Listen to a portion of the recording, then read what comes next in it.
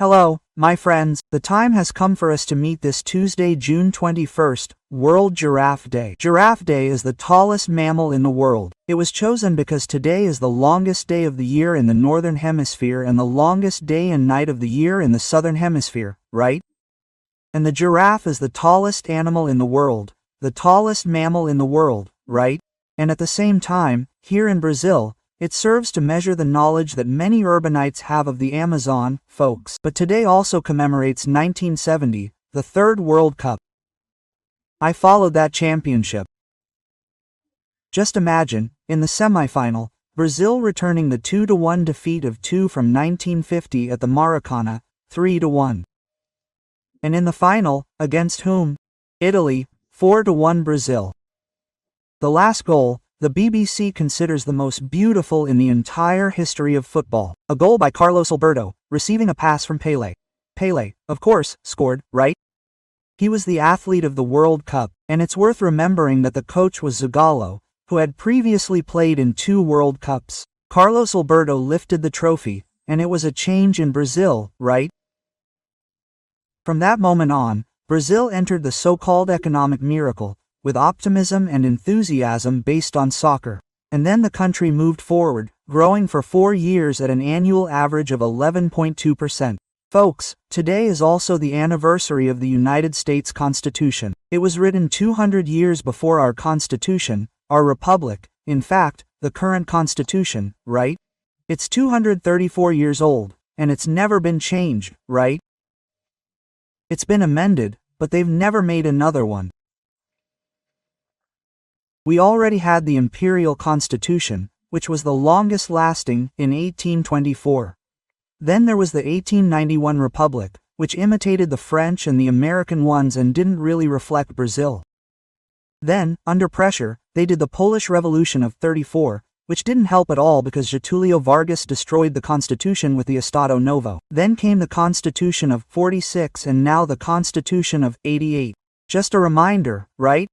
Because our poor Constitution of '88 has been suffering so much, right? Every week or almost every day, and it dies a little, right? And Leonel de Moura Brizola died in 2004. Today is his 82nd birthday.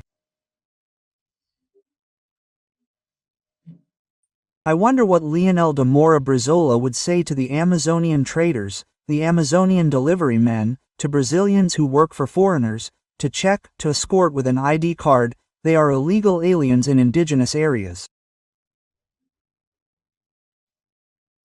I would really like to know what Brizola would say about these people. And he also died on June 21, 1527. Nicholas Machiavelli, who every politician should read, right? Machiavelli's lessons from The Prince are incredibly important for anyone who wants to interpret, understand, and analyze politics. Well, folks, I've already said too much in this introduction, right? There's also the birth of Machado de Assis on June 21, 1839. The man who later founded the Brazilian Academy of Letters, Machado de Assis. If the guy who signs Alexander Garcia and puts his letter to the president online wrote with Machado de Assis, I don't think I would care, but I do because my friends think I wrote that text, right? Even though I've already explained it on Twitter, there are a lot of people who still think the text is mine. Imagine if I write a letter to the President of the Republic and put it online, right? Yeah, it doesn't make sense. What I write is for 38 newspapers, right? And I talk to you every day here, on Twitter, anyway, internet stuff. Don't forget to subscribe and at the end leave your like or dislike.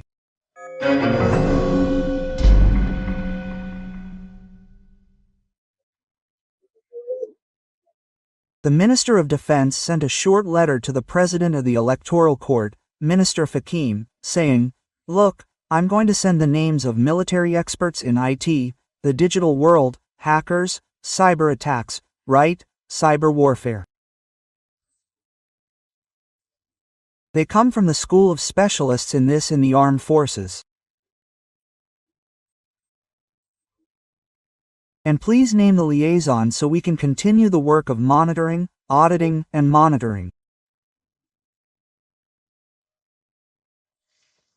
According to Resolution 23.673673 of December 14, 2021, of the ZE itself, Article 6, which states that the following are considered oversight entities legitimate to participate in the stages of the oversight process: political parties, federations and coalitions, the OAB, Brazilian Bar Association, the Public Prosecutor's Office, the National Congress, the Supreme Court, the Controller General of the Union, the Federal Police, who will also send as specialists, the Brazilian Society, he of Computing, the Federal Council of Engineering and Agronomy, the National Council of Justice, National Council of the Public Prosecutor's Office, Federal Court of Auditors, Armed Forces, National Confederation of Industry and Sistema S, Brazilian private nonprofit entities with renowned performance in oversight and transparency of public administration, accredited by the ZE, and information technology departments of universities accredited by the ZE, right?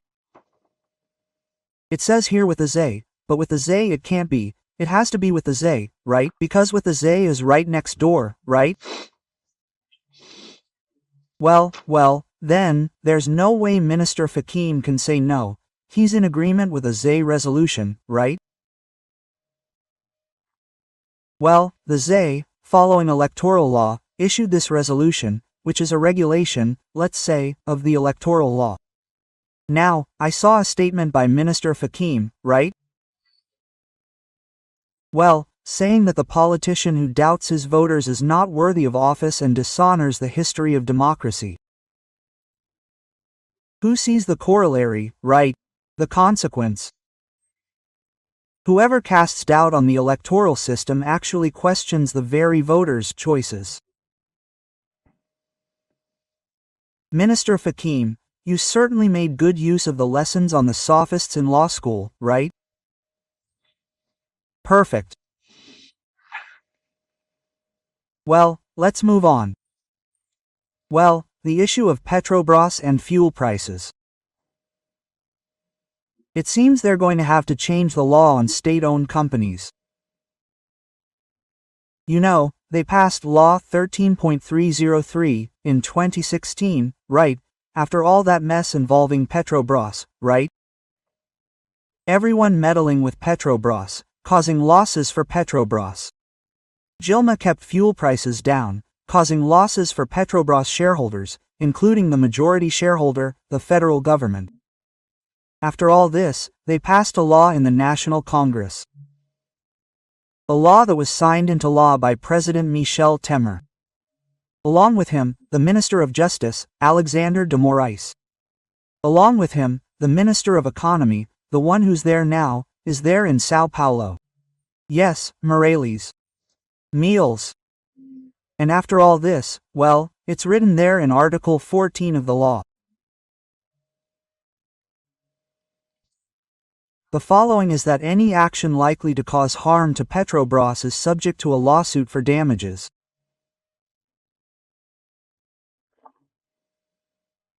In other words, the board members may be held liable by any shareholder, including the majority shareholder. If the shareholder decides to go to court and say, look, they held the price, they shouldn't have held it because the bylaws stipulate parity with international prices, and then the person gets scared. A little over half of the board members are appointed by the majority shareholder. But is the president going to interfere with this? And in an election year, they're trying to get the president to deviate from the law, and the law says so, right? I'm against the increase, but Petrobras bylaws say there must be parity, right? And the law also says so. So, what's the solution for Congress, which is debating this? Undo what they did to allow, let's say, a Brazilian way with Petrobras, right? So that it has a vision, the social vision was removed, leaving simply the financial, economic, and technical vision, right? Well, the whole world is feeling it. Everyone knows that fuel prices are skyrocketing, in the United States, in Europe, right? The sanctions imposed on Russia are punishing the West. The accident is suffering from the very sanctions imposed on Russia. That's the fact. So, only Congress can resolve this. Talking a little about the presidential succession. Do you remember when Mandita was president-elect? Mandita said every day, "No, go home, expect to feel short of breath." My God, those things we heard.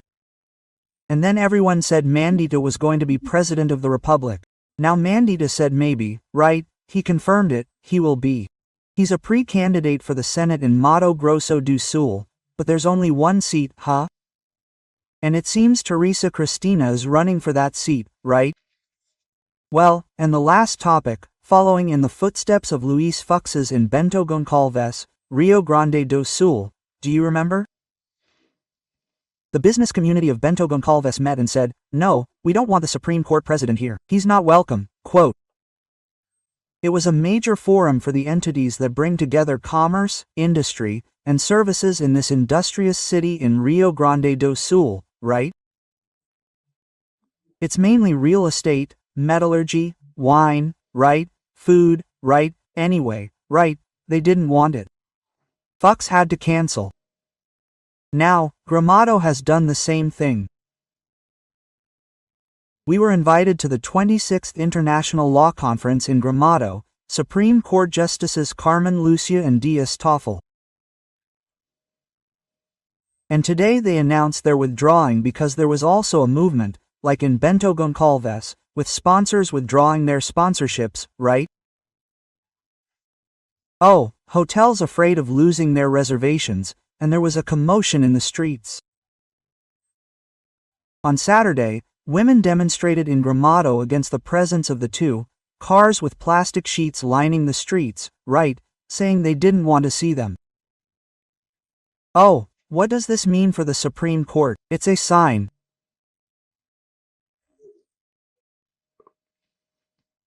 It's a sign, and it can even help the Supreme Court think that they're not in the ivory tower, they're not in a summit separated from the country, they're in a country where people are reading the Constitution and following how the Supreme Court treats it, right? Yes, it's a sign for the Supreme Court, a sign that the Supreme Court can use. It's for its own good, right, to recover what the Supreme Court was like back in the early 2000s, right?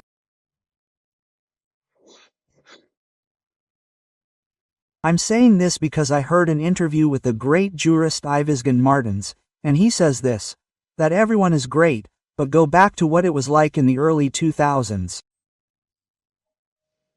From Brasilia, Alexander Garcia.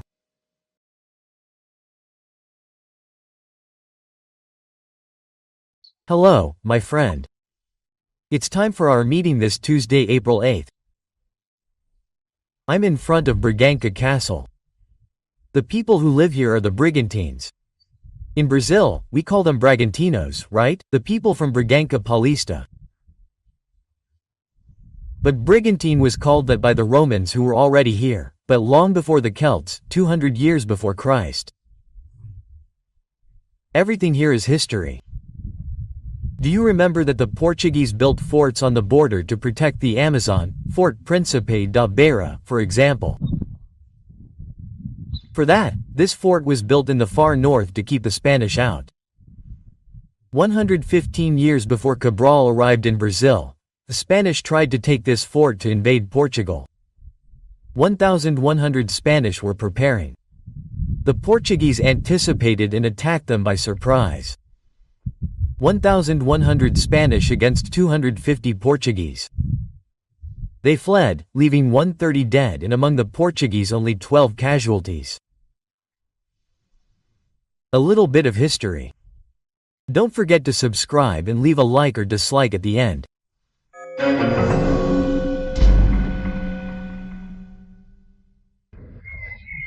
Well, today's first topic is that a minister from the Lula government was indicted by the Attorney General's office. Minister Jacelino Filho is the Minister of Communications, and is part of the União Brazil quota, so that União Brazil can give votes to the government. This is a subject you already know, right? The story of an amendment to pave a road that, according to the Attorney General's office, was supposed to pave the access to his family's farm, right? He already used the Brazilian Air Force plane saying he was going to an important ministry meeting in Sao Paulo, but it was actually for a horse auction. This story about amendments is very complicated. Right now, people in Paraíba are talking about bomb. This story happened in a city called Vitorino Freire. Now there's one in Patos that involves Moda, right? Amendments too, and so on. I don't know if that's why he changed his mind, right? He was such a defender of the Constitution in his first speech, as if he were Dr. Ulysses. He will defend the Constitution, he will defend the Chamber, he will defend the prerogatives of the Chamber, as stated in Article 49, Item 11, right? He will defend inviolability, as stated in Article 53 of the Constitution. But now he is saying that there are no political prisoners, no one is being persecuted.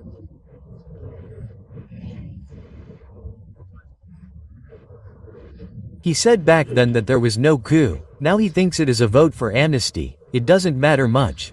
It doesn't matter that those who are unjustly imprisoned there, and then everyone is suspicious, wanting to know what is happening to Moda.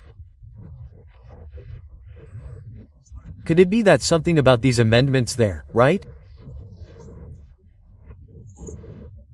Is this change in his attitude, this bipolarity, leading people to wonder, right, asking why, right, and looking for the reasons why?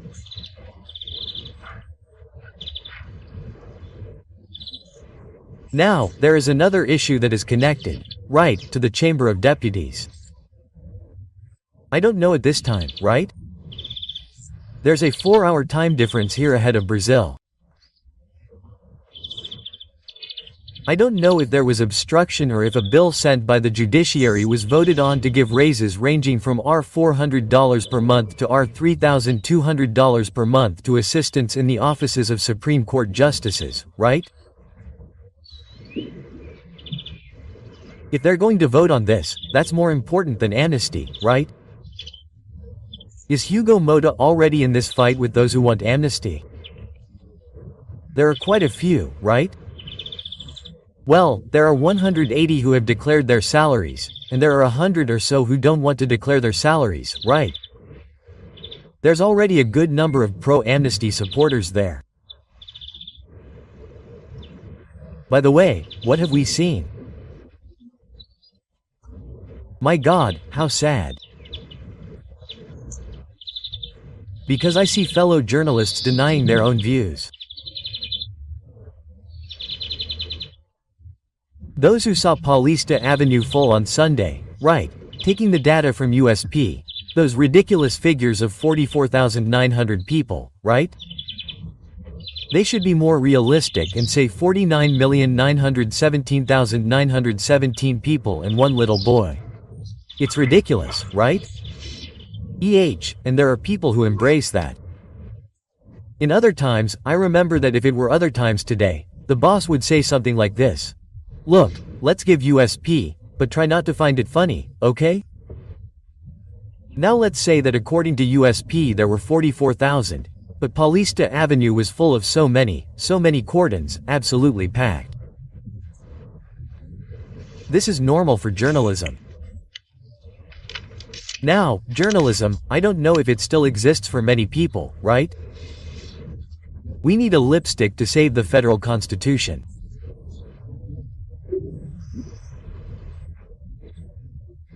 And journalists don't refuse to read the Constitution and know what's happening to it when they disrespect the sections of the 5th article of the Constitution, which is a patrilineal clause, broad right of defense, natural judge, right to come and go, broad right of freedom of expression, anonymity prohibited. There, the inviolability of deputies and senators for any words or opinions, right?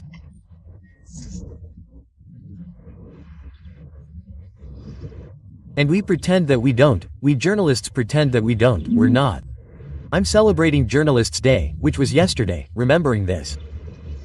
We were left, as I have already done, I have already said in an article, blind, deaf and mute, like those 3 little monkeys. By the time the little monkeys wake up, it may already be too late, right? Oh, but another thing, I saw an interview with the Dean of the Supreme Court, Gilmar Mendes. I am from a generation that would be surprised by an interview with a Supreme Court justice. These are new times, right? I am still from the old days when a Supreme Court justice would never give an interview, but he gave the interview and he said, "It makes no sense to discuss amnesty."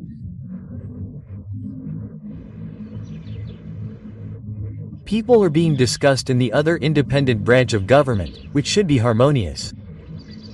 They could, at least, respect what is being discussed in the other branch and not comment on it, saying, "Look, this issue is being discussed in the plenary session of the People's Representatives. I am not going to talk about this, but I am not trying to teach. I am just saying it because I found it strange, because I am from a time when I would never hear this from the Supreme Court Justice." And he said more, right? Well, they asked about Deborah Dubatum. Then he said, "Look, okay, we'll see how she's punished, but it's not something naive. Guys, for a judge who hasn't cast his vote yet, the ones who have already cast their votes were Rapporteur Morais and Minister Dino. Gilmar hasn't cast his vote yet, but he's already anticipating his vote. He's giving his opinion on the vote he hasn't cast yet. I find it strange, my generation finds it strange. My generation had principles. I learned that when I was a boy with my grandfather, right? Well, I even wrote it down here, but I didn't write it down, but I didn't review it, right? A judge's impartiality means that he can't have a party. He's not a political party, he can't take sides in the case. He can't have prejudice, it's prejudgment. He can't have anger or hatred toward either party or both parties. He can't ever have feelings of revenge. He can't investigate. The ones who investigate are the police, the public prosecutor's office. He can't make statements outside the records, right? You cannot be a party to the proceedings as a victim or as a directly or indirectly interested party. What does it mean to have relatives with an office, with a case that is directly handled by the same court, right? You cannot anticipate decisions publicly, you cannot express a preference, right? So, in order not to go against good law, ethics, whoever has this, cannot contain it, should do something else, right? Yeah, but that's what we're seeing here, unfortunately, right? This not being angry with others, right? It seems that we are seeing expressions of anger with statements by ministers who say, right? We defeated Bolsonarism, Monet lost. Okay, you're expressing your opinion, right, with phrases like that, right? Well, I thought about that in the case of Felipe Martins, for example, because it's strange. It was absolutely clear that he was not in the United States. You had gone to Curitiba, then to Ponta Grossa. You had a ticket, a taxi, a cell phone registration, where the cell phone had been, obviously. And he remained in prison, 6 months in prison, 10 days in solitary confinement. Could it be because he didn't accept being a rewarded collaborator?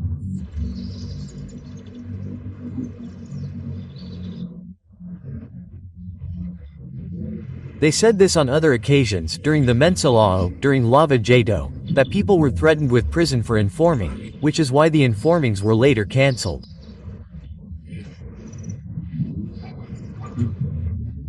And now Felipe Neto participated in a meeting at the Alvarado Palace. No, but wait a minute. Uber records show that he wasn't in a car. He was in an Uber there driving around another part of Brasilia, and it seems that there is an insistence on catching the guy because he didn't inform.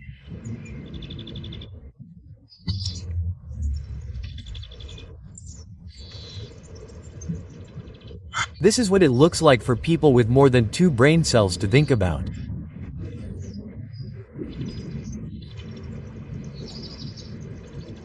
From Bragança, Portugal, Alexander Garcia.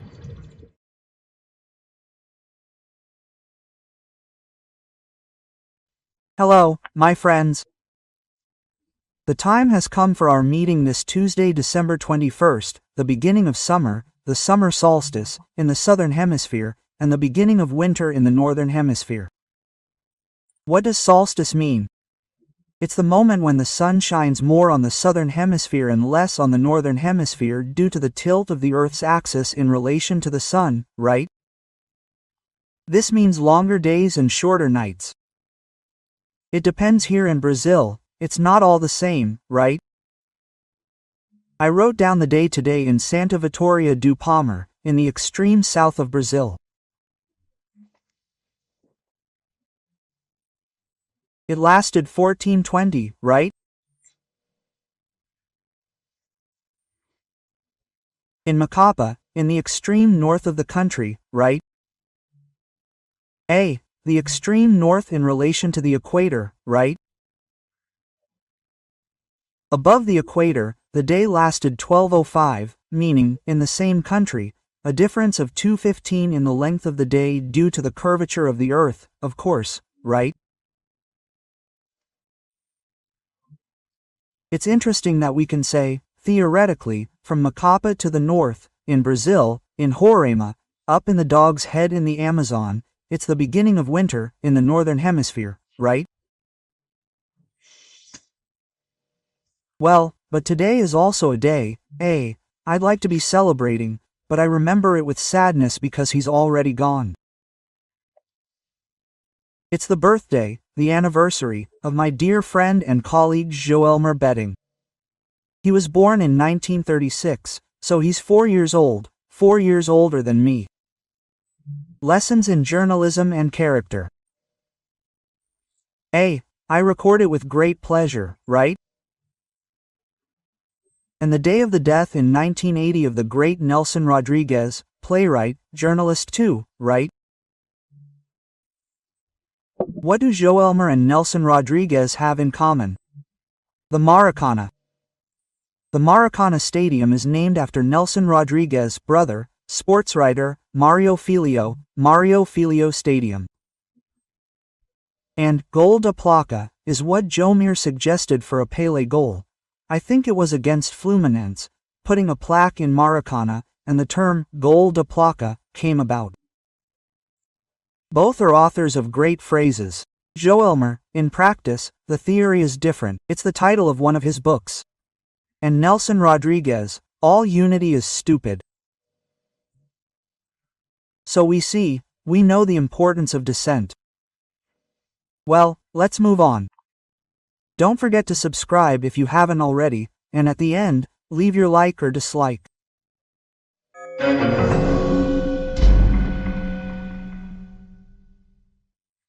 We start today talking about the budget, right? What a mess. They leave it to the last minute. The budget committee has some decisions, right, approved. The electoral fund was reduced. That was the day President Bolsonaro had to sanction that veto they overturned, right? But it won't do any good because they reduced it, there won't be any money in the budget. They reduced it, not much, but anyway, 800 million less from 5,700,000,000 to 4,900. That's your tax money that will be used to help the party's campaign. When they should be asking for the money, it's for supporters of each party, right? That 800 million goes to education, it goes to the Ministry of Education.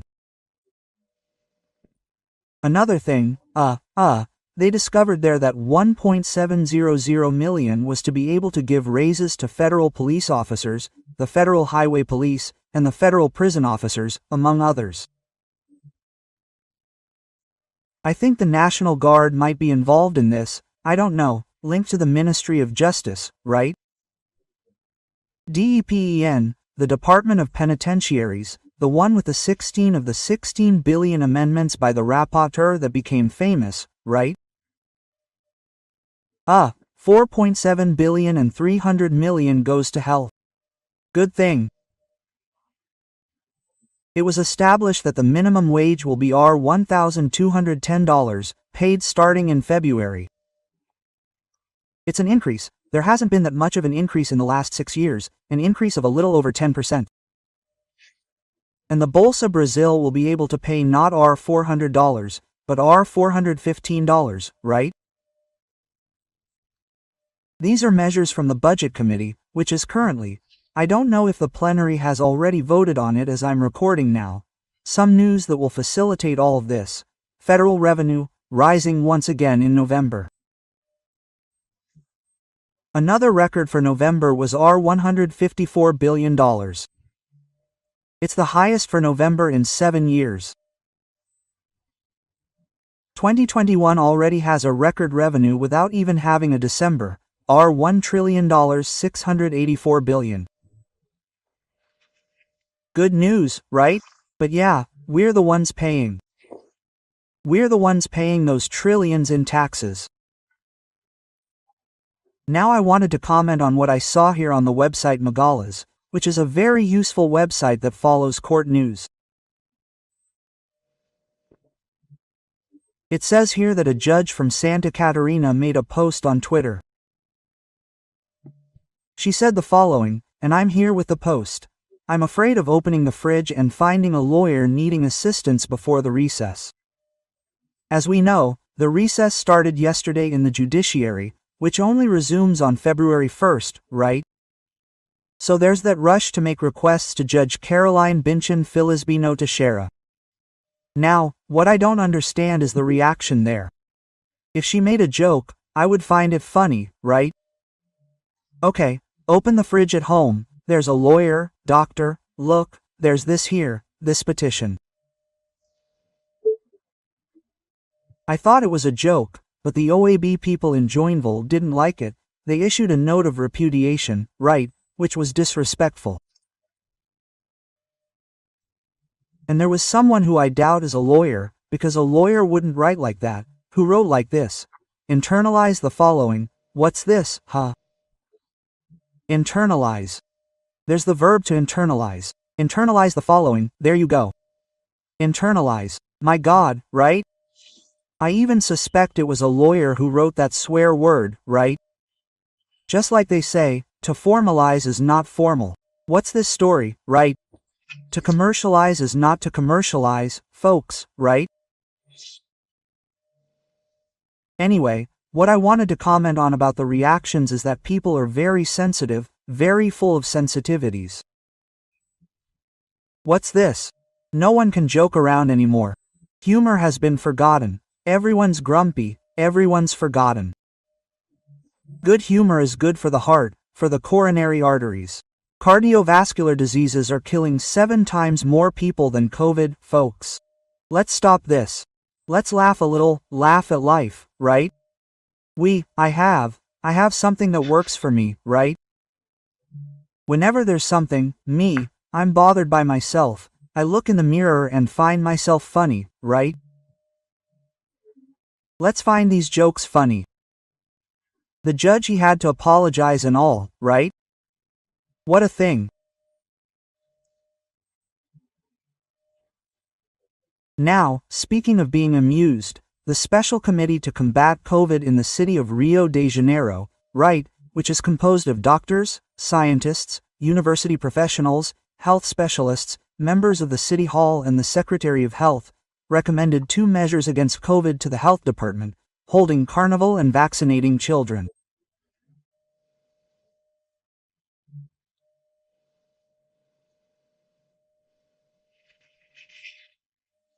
Well, I don't need to comment, right?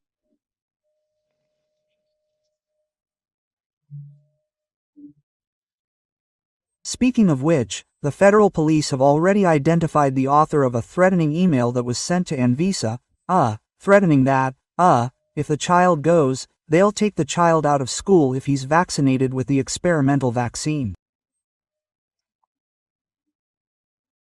End quote. Anyone who threatens my child's physical safety will be killed. That's not a threat, it's an establishment. End quote. Oh, the federal police doesn't seem to have indicted him, because there's a ruling since 2016 that threatening is a minor crime, of lesser offensive potential, and you can't indict, right? In fact, I'd say, right? Law students know a lot.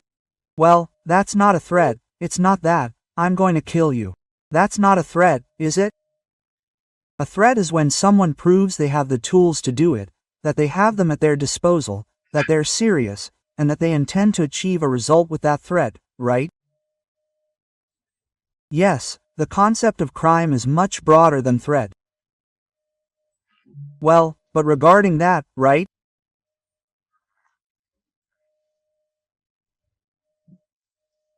Well, I mentioned Jomir, the worried one. There's another colleague. I'm worried about him. He's hospitalized at the Syrian-Lebanese hospital with a clot in his brain.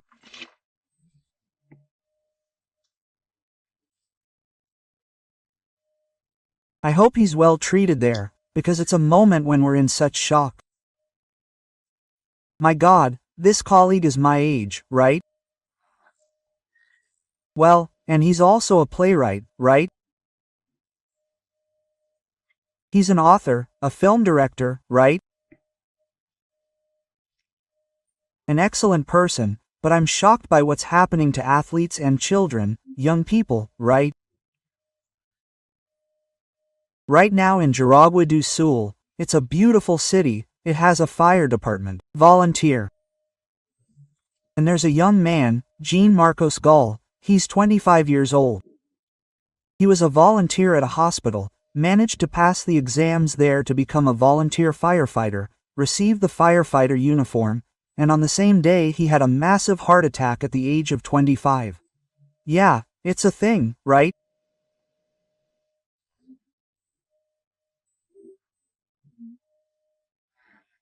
A boy in, well, the name isn't Aguape, the Igarapé, near Belo Horizonte, a 10-year-old boy, had a tooth pulled and died in the dentist's chair.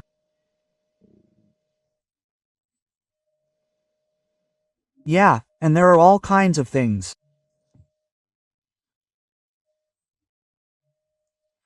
We're seeing now an athlete, a great athlete, Ian Paranaense, lived in Brasilia here. Yeah, Ian Matos, 32 years old, Olympic athlete, Pan American, South American Games, diving athlete, died of a lung problem.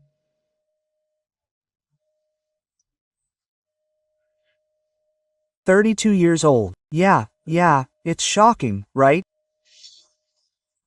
Yeah, it's shocking that we end our conversation today lamenting these things, right?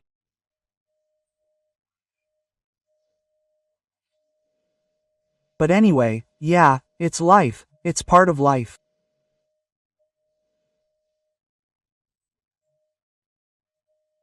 The important thing is that we're all always prepared, including for protect our health. From Brasilia, Alexander Garcia. Hello, my friends. The time has come, the wonderful time for our meeting this Wednesday, November 9th.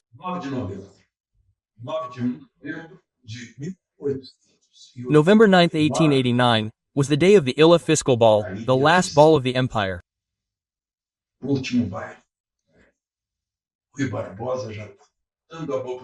Rui Barbosa was already making waves, and Benjamin Constant was preparing to convince Deodoro to proclaim the Republic. The emperor was so popular that he was embarked on the very night of November 15th to prevent the people from reacting, right? And he came here, to Portugal, where I'm taking a break. He brought a lot of sand from Rio de Janeiro, which he couldn't part with. 100 years later, also on November 9th, another fall began, the fall of the Soviet Union.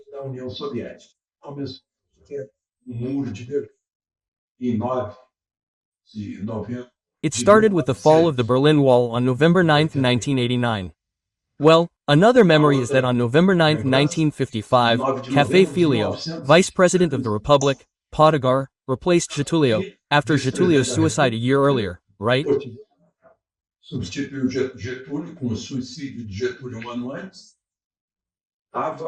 He was there with, he says, a heart condition. He was admitted to the hospital, and then the Speaker of the House, Carlos Luz, took over. Then the Speaker of the House immediately removed Lot, Henrique Lot, from the Ministry of War, which was, let's say, today's Ministry of Defense. And he replaced him with the general, I think it was Fuza de Castro, who was a Dennis supporter and was preparing to impeach the inauguration, right? They didn't want Juscelino and João Goulart to run, right? Well, but then it lasted 2 days. They removed Carlos Luz. He had to board a Navy ship. The ship was almost bombed, right? And he ended up taking over as Vice President of the Senate. Why Vice President of the Senate? Because at that time, the Vice President of the Republic was also President of the Senate. He was the link between the two powers. It was Neru Ramos, if I'm not mistaken, from Santa Catarina, a senator. Then he assumed the presidency and finally handed over the presidential sash to Juscelino and João Goulart. And tomorrow, folks, speaking of Getulio, tomorrow is November 10th. November 10th, 1937, was the day the Estado Novo, new state, came into being, when Congress was closed and a dictatorship was formally established. Getulio Vargas began to govern by decree law. A decree of his had the force of law, replacing the National Congress. A little bit of history so we know what kind of country we're in, what kind of politics there is. So, let's move on to the rest of today's conversation with more current topics. Don't forget to subscribe and leave your like or dislike at the end.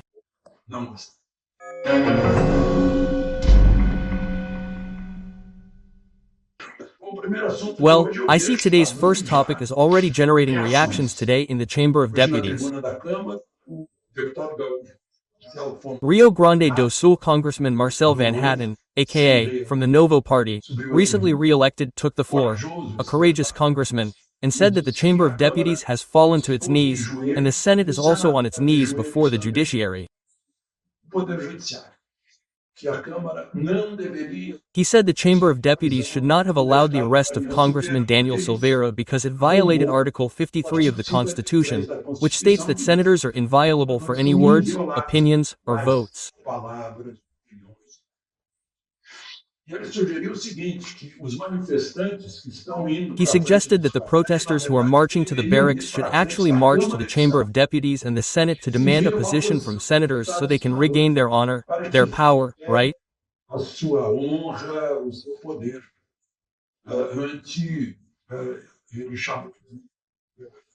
He called them unconstitutional outbursts of power.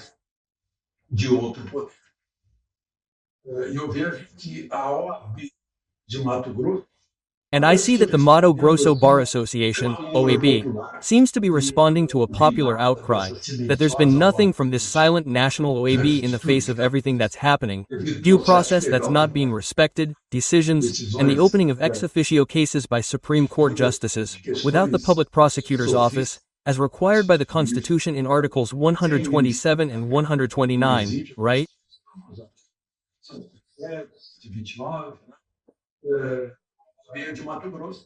Well, the Mato Grosso Bar Association is demanding that the national OAB take a stand, since one of the OAB's responsibilities is to defend the Constitution and the democratic order, right? Right, due process, democratic normality. This demand is being made, an important demand, because after all, lawyers are also part of the framework of the Brazilian judiciary.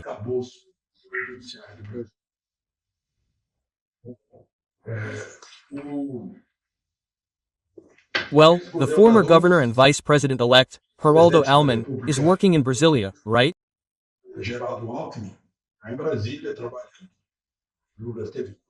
Lula was there with him, right, and announced 31 priorities. Have you ever heard of 31 priorities? Priority, as the name suggests, is the first, right? It's that old saying that it's the second best, the third best, that doesn't exist. The best is an absolute superlative, okay? Just like priority, 31 priorities, A, which will mean, according to speculation, 34 ministries, because each of the priorities represents a sector, and there will be more ministries already promised by candidate Lula, right? 34 ministries. Currently we have 22, in the past there were 39, right? So, there are 4 coordinators. Is the general coordinator, then there are 4 coordinators. Write down the names: Janja Gaz, a former PSDB congressman, who was PSDB government secretary in Sao Paulo, Floriano Pissarro, and Luis Mercadante, right? It seems like it will actually be Luis Mercadante, right? Yeah, and there's a transition council made up of a dozen parties. It looks like a gravy train, doesn't it? Who knows if it's already the basis for distributing ministries among political parties. We're in a déjà vu, right? Well, a familiar story, a rerun. The first name I see here, Daniel Torino, acting, was Color's right-hand man in the political campaign, I remember, right?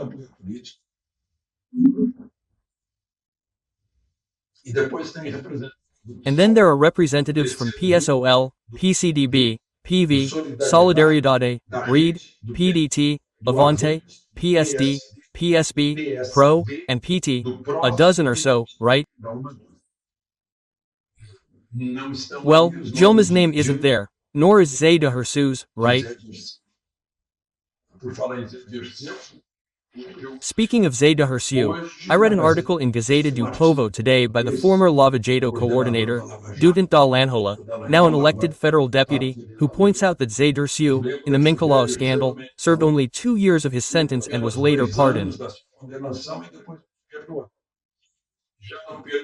And, in the Petrobras case, he's sentenced to 27 years, but it's already in the third instance and he remains free. And then Delton Dalen remembers that yesterday marked 3 years since Lula was released, and the Supreme Court ruled against him because it overturned the need for imprisonment in the second instance. The second instance is when a court confirms a decision from a first instance judge, right? That's when they confirmed Sergio Moro's decision, right? Then Dr. Dar said, yeah, but release because he wasn't convicted in the second instance? Because the second instance conviction isn't valid. It had been, the conviction had been confirmed in the reviewing court, which is the federal court of Porto Alegre, right? Well, then Delra, but there were 5,000 more prisoners, 5,000 convicts serving sentences, according to the National Council of Justice, in the same situation who remained in prison. Yeah, that's in his article.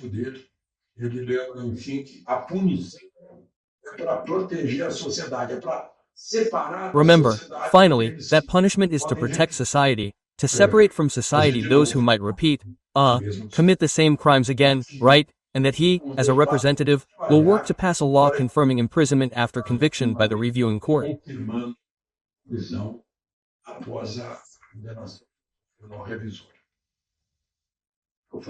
I'm talking about the court here, the legislative elections in the United States. Right now, right, in my time zone, I still can't get a sense of the Senate, but the House is already dominated by Republicans. Florida is the Republican heartland of the United States. It's where there are most Brazilians, right? The governor, Ron DeSantis, right, was re-elected with 60% of the vote, as was Senator Marco Rubio, right?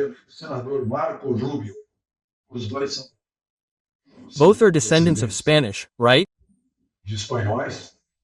De Sanctis, is probably an Italian surname, but I think it's via Hispanic, right? Well, today, just to tell you, I was having lunch at a wonderful tavern here in Lisbon, and next to us was a couple from Estonia.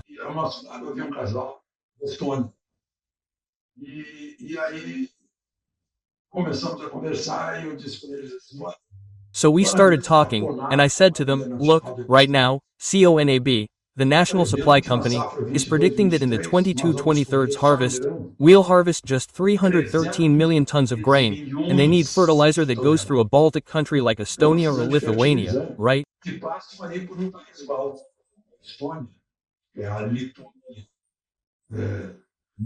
Well, it doesn't border Estonia because Latvia is in the middle, right? But it's a port that brings precious fertilizer from Belarus or Belarus. And we're suffering from this. Then he asked, right, he talked about. When I told him about our inflation rate, his eyes widened, like, how excellent the Brazilian economy is. I said, look, and what's more, you're paying a lot for energy. We have energy now. The sun's energy has already surpassed the energy generated by Itaipu. We have 15 gigawatts of electricity produced by the sun. And the potential is immense, right? Because he said, look, we have 8 million kilometers of solar energy. Besides all that, we have about 20 or 50 Itaipu winds from the northeast, right? That's not storable, but it's usable there, by wind energy, by the generators, right? Quote.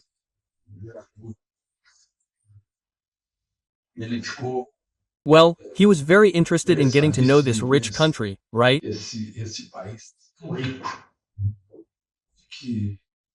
And it seems we Brazilians don't know how to take care of it very well. From Lisbon to you, Alexander Garcia.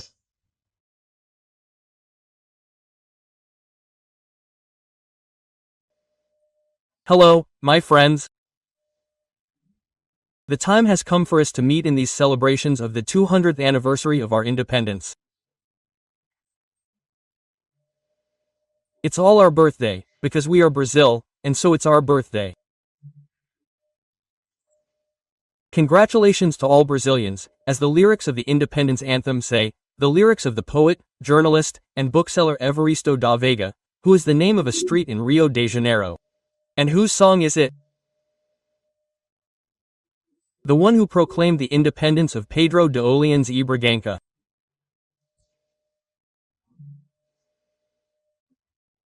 Pedro, who had enough erudition to write a beautiful anthem, because the royal family provided education, right? Education at home, right?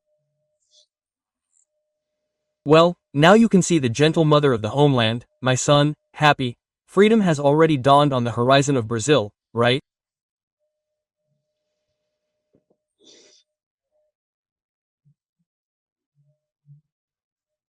And we can't forget what the Princess Regent, Pedro's wife, Maria Leopoldina of Austria, who adopted Brazil, did.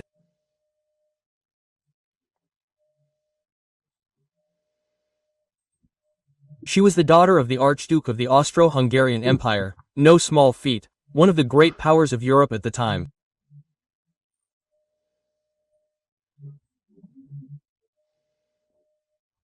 She embraced Brazil as a Brazilian, and as Princess Regent, because her husband was traveling, she called the Council of State, declared, defended the separation from Portugal with José Bonifacio by her side and wrote a letter to her husband. Look, declare independence now, because the apple is ripe, that is, the fruit is ripe. Soon it will fall rotten.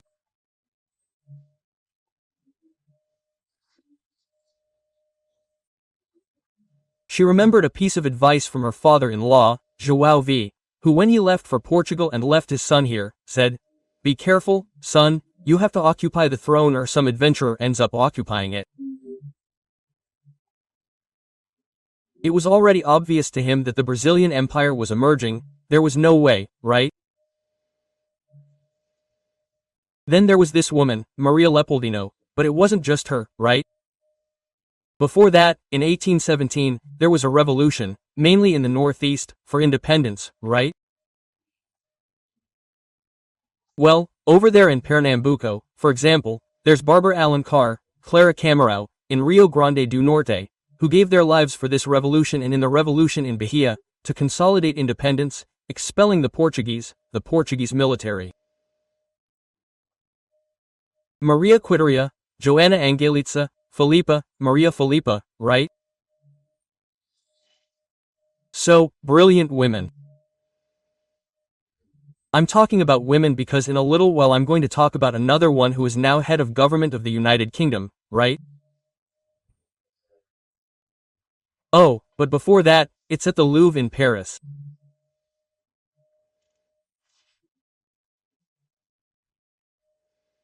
Well, the portrait of these women of her, freedom leading the people.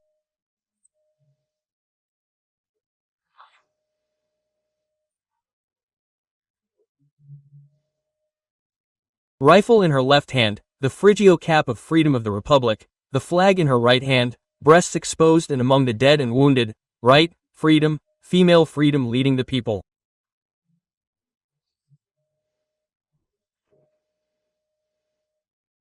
Female independence, the Republic was female and freedom is also female, right? Stay there with Eugène Delacroix. Well, let's move on to today's other topics.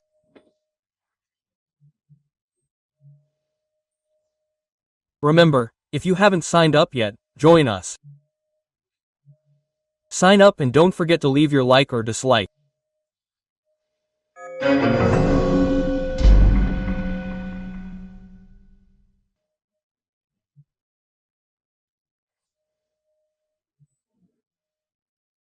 So, folks, today marks 4 years since the greatest political and electoral violence, when Adelio Bispo, not believing the polls, right, that showed Bolsonaro as defeated, stuck a knife in Bolsonaro's stomach in Juiz de Fora.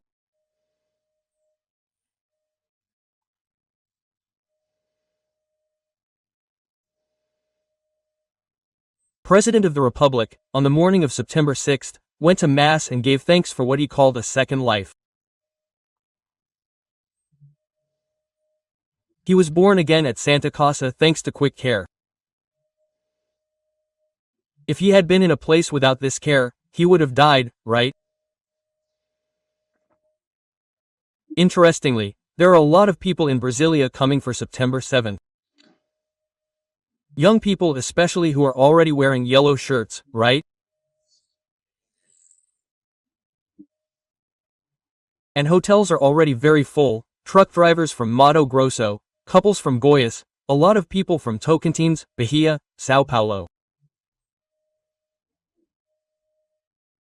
I'm saying this because I've been around the city, right? Even though the Esplanade is already isolated, right? They're walking around the city, looking at the monuments, walking around Brasilia. That's where we always meet, people come to talk, right? And then the conversation is about the anniversary, not only of Brazil, of all of us, but of the stabbing, right? Which is something unforgettable. Then people comment, wow, Minister Fakim is worried about the CACs, right? Shooters, collectors, hunters, but he should be worried about knives, because knives were the instrument of the greatest electoral crime, right? Well, João Pessoa was there back then, right? But the crime was not political, it was a crime of passion. The murder of João Pessoa. And now it was not political. It is interesting that people know, the federal police do not know, the justice system does not know, but the voice of the people knows who was the deputy who arranged the alibi for Adelio Bispo to get in and pretend he was in the chamber with an alibi while he was in Juiz de Fora. It was an alibi in São Santo Antonio, right? He was in 2 places at the same time.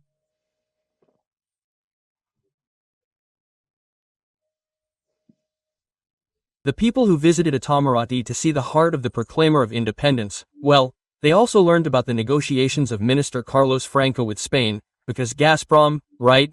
Russian gas, look, closed the tap and now, listen. We're going to continue with the sanctions and we're going to keep cutting off gas here.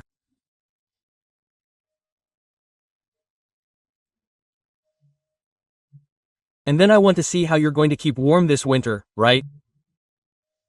Remembering Roberto Carlos lyrics, right? And then Brazil, right?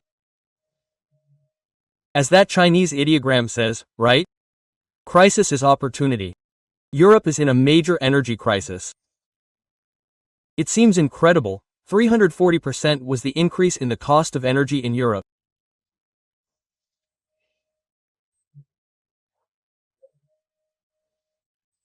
Finland and Switzerland are putting billions of dollars into energy concessionaires, because otherwise they're going to go bankrupt, because people aren't paying, people aren't able to have heating at home.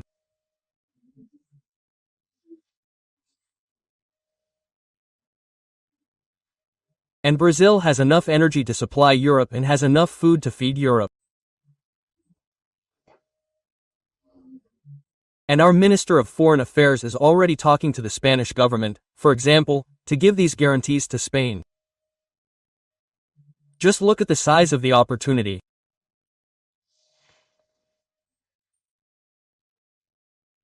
But anyway, and then people also found out that at the Superior Electoral Court, right, there's that story about what candidate Simone Tebet asked for. Look, no Michel Bolsonaro can do propaganda, right? She gave a receipt, right? She gave a receipt, acknowledging, wow, she's very good, right?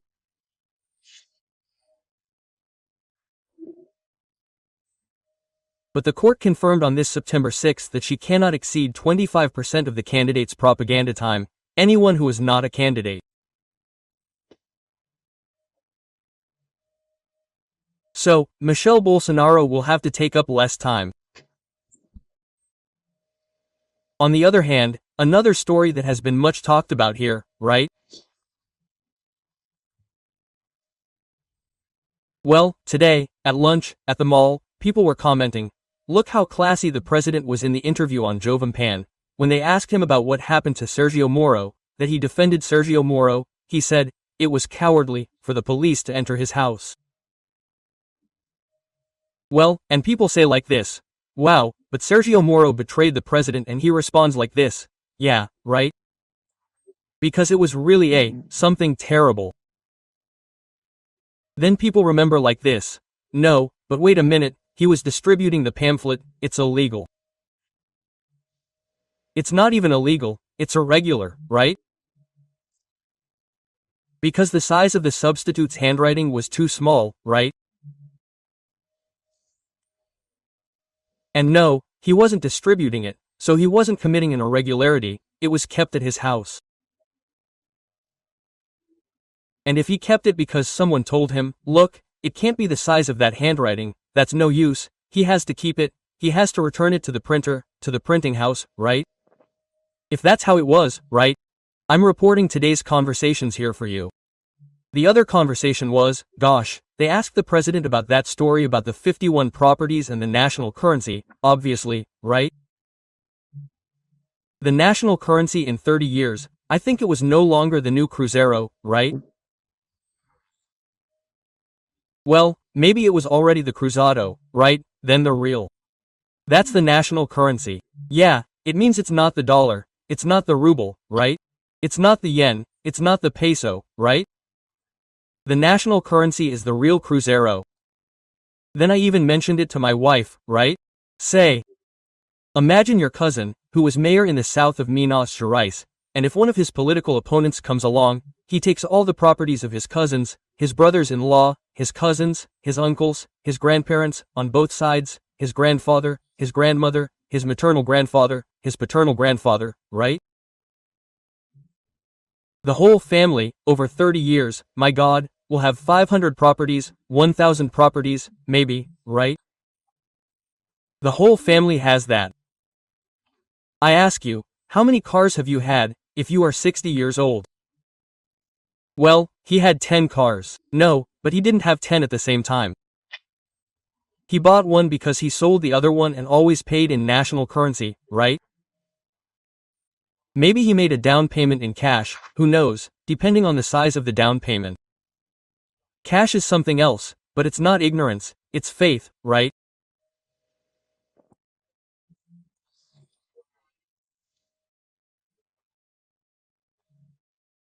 But anyway, and then they also found out that the PDT went to court to say that Bolsonaro couldn't be there in Barbados, at the Cowboy Festival, because he would be campaigning for President of the Republic.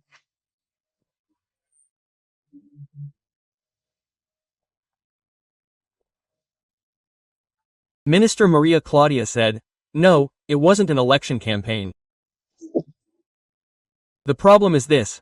As long as there is a law that allows the mayor, the governor, the president to run for re-election, there's no way to separate them. There's no way to separate them, right? And it doesn't say that he's obligated to leave the presidency of the republic or leave the state government or leave the city government. There's no way to separate them. What are you going to do, right?" So Minister Maria Claudia said, "Oh, no, PDT won't do it. Speaking of the PDT, things are looking bad, huh? Ciro and Lula now seem to be fighting for real." The communications coordinator for Lula's campaign, Eugenio Silva, said, "Look, Ciro Gomes is defending, he's already trying to form an alliance with fascism, right?" And Ciro Gomes responded, "Right? I spend all my time saying that Lula and the PT were part of a gang, right? How am I going to support a group like that, right? In the second round?" Anyway, people who came to Brasilia found out about all these things. I wrote down a lot of things here, a lot of conversations, right? Well, that's more or less it. But I wanted to talk about another woman, one last woman there, Les Trust, 47 years old, married for 22 years, a member of parliament with the Chamber of Deputies, and was once Secretary of State for an area there because the regime is parliamentary. Well, on September 6th, she went to Balmoral Castle, where the Queen traditionally inaugurates the head of government of the United Kingdom. She is the third woman. I remember Margaret Taylor, who was the greatest of them all, the Iron Lady. Then there was Thea May, who was in office for 3 or 4 years, from 16 to 19, if I'm not mistaken. And then another woman, and all of them conservatives, all Tories, all conservatives. She already said something that is being done here in Brazil. I'm going to reduce taxes to increase economic growth, right? And I'm going to help those who need it in the social area. Her full name, right? It's Liz Elizabeth, like the Queen, right? Mary Elizabeth, A.A. Tress. I hope she does well. She is the 15th person, her father, to head the government during Queen Elizabeth's reign. When I was my age, I remember watching the coronation and her wedding, right?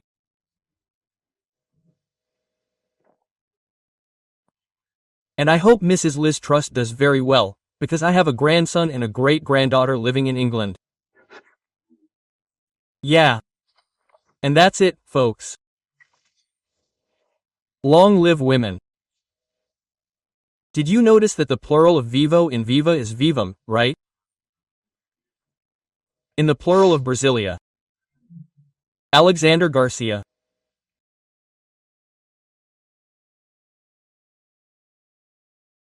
Hello, my friend. It's time for us to meet. This Wednesday I'm here on these wonderfully decorated sidewalks of Avenida da Liberdade.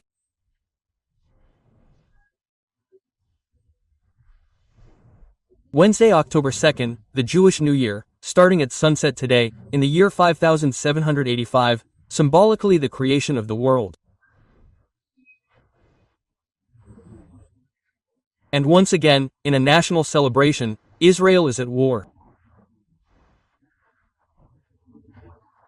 Just like what happened in the Yom Kippur War in 1973, the Day of Atonement, when they were attacked by Egyptians and Syrians, and also in the War of 1967. Goldamir, who governed Israel in both wars, once said, "If the Arabs lay down their arms, there will be peace. If Israel lays down its arms, there will be no more Israel." Quote. Don't forget to subscribe and at the end to like or dislike.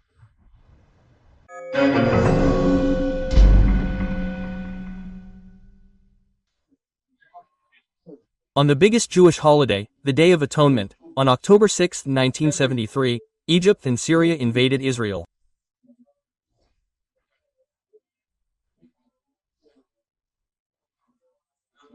They attacked by surprise while the Israelis were celebrating the Day of Atonement, because now the attack was on the eve of Rosh Hashanah, that is, the Jewish New Year, the year 5785, symbolically the creation of the world.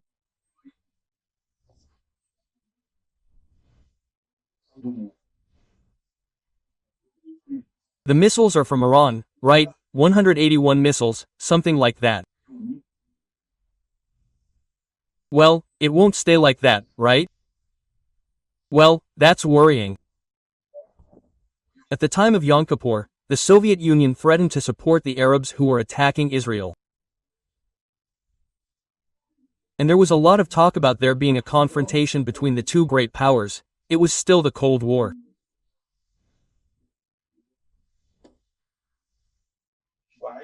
Now President Biden says he will not support the destruction of Iran's nuclear plants, but he is supporting Israel. We are a little confused, right? Well, one of Israel's targets in Iran will undoubtedly be the supply of electricity to the country.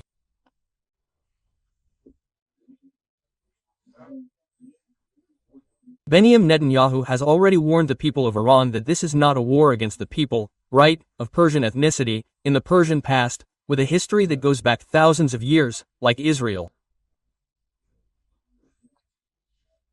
That's not what this is about. This is a war against a terrorist government that is considered as such even by the United States. Israel has the support of France and England, in addition to the United States. But the UN Secretary General, the Portuguese Antonio Guterres, has become a persona non grata in Israel. He can't enter Israel, right? Just like Lula, right? Antonio Guterres was head of government here. He was prime minister in Portugal from 1990 and I wrote it down here. I think it was from 1992 to 2002, something like that, right?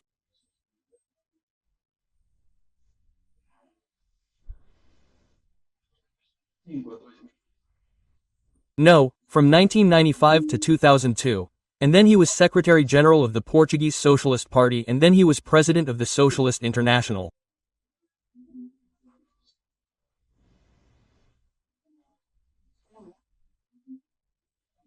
He is very similar to Lula, who is also a persona non grata in Israel. He cannot come to Israel, and he founded the Sao Paulo Forum, which is a left-wing organization against liberalism in Latin America, bringing together Chavez, Ortega, the Castros, right?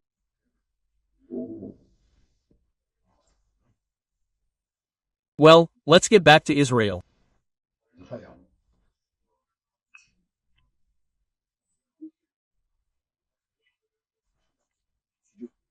There is an episode that everyone in the news is calling a hero, right, from last year, that October 7th, right, the night of childhood, right, in which more Israeli civilians were killed than in the Six-Day War, in the 1967 war, in the 1973 war, right, in a terrorist attack, right, of violence, right, in which they killed children, women, elderly people